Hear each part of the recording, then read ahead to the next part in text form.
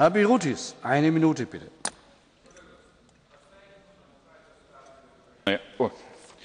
Kaip liudininkas praėjusio prezidento rinkimų ir šių rinkimų, aš matau džiugias permainas Ukrainos demokratėjimo procese. Rinkimų kompanijos viešumas, pačio rinkimų proceso skaidrus organizavimas, rinkėjų aktyvumas ir geranoriškumas – tai visų tarptautinių stebėtojų ir pačių ukrainiečių bendra išvada. Labai svarbu, kad dabar demokratijos procesas nesustotų.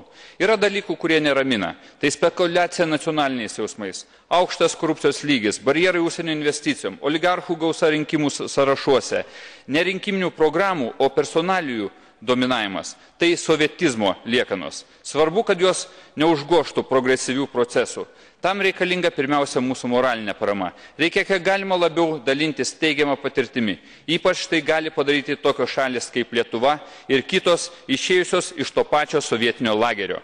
Europa privalo padidinti galimybę žmonių kultūriniam, moksliniam ir tiesiog piliečių bendravimui.